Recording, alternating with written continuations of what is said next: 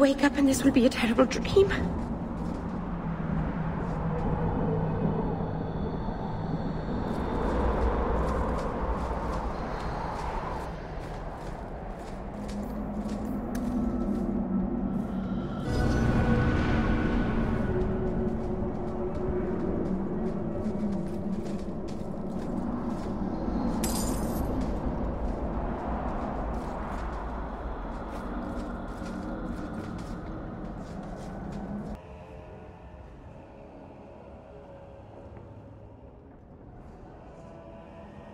Take a look at this.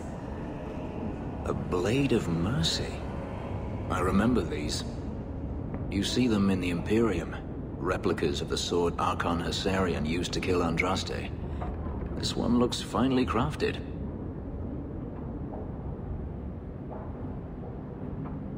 I thought it might be worth something. It is. Here, let me show you.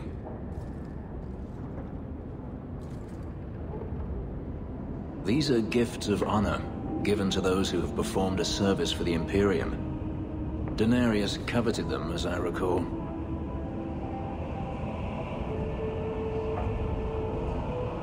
You don't talk about the Imperium much. It's not a place I remember fondly.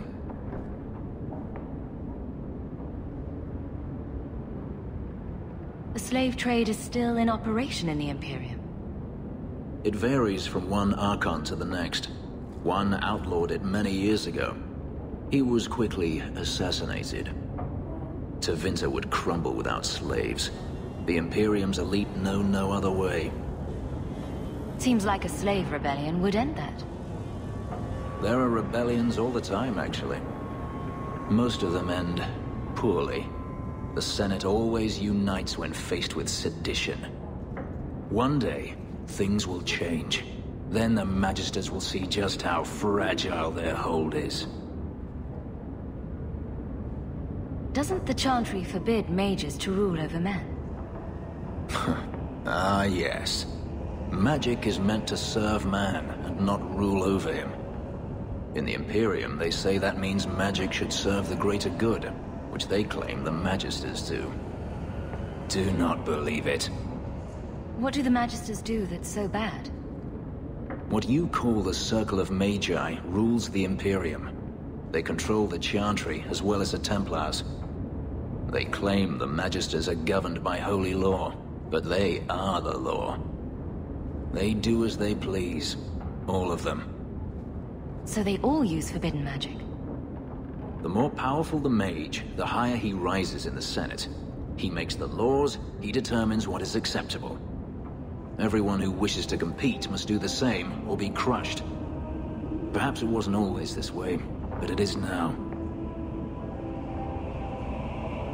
I heard that the Imperium has been at war with the Qunari for decades. Ever since the Qunari landed on the island of Saharan, yes. 80 years ago? Perhaps more. The Archon demanded aid from the rest of Thedas. It didn't get him far. They've been at war a long time. The Qunari only ever wanted Saharan, which they have. The Imperium has made numerous attempts to retake the island, without real success. I believe the Qunari are saving their strength, building a massive fleet. When they wish true war, we will know. Are the Qunari that strong? They once fought all the lands of Thedas to a standstill. If they wanted to conquer the Imperium, they would. From what I saw on Saharan, they will not relent. They believe even more strongly than the Magisters that they are in the right. I'd like you to have it. For me? Yes. I think I'd like that. I'll think of the irony as I wield it. Thank you, Hawke.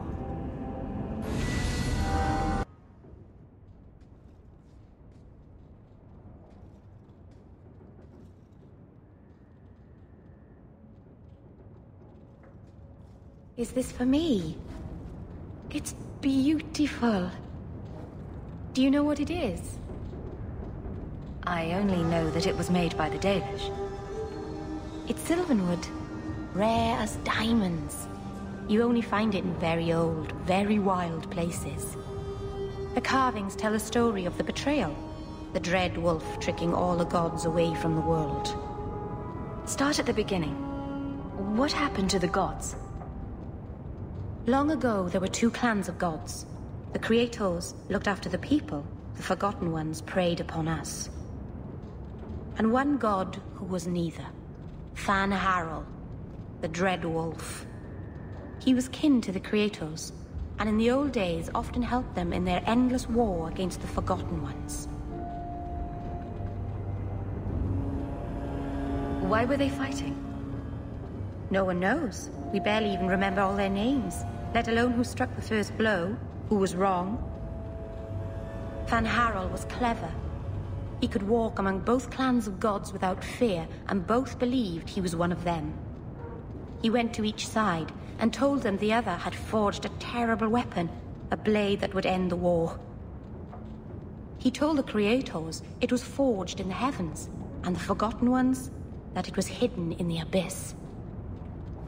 And when the gods went seeking it, he sealed them both in their realms forever. Now he alone is left in the world. I imagine the Dalish don't depict the doom of their gods just for decoration. Not exactly, no. This was made for a keeper, you see.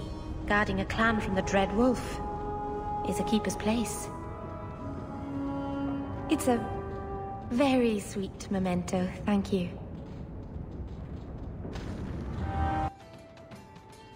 Listen, Hawke. I don't know what came over me back there in Bartran's house. I'm glad you're watching my back. You had me worried there.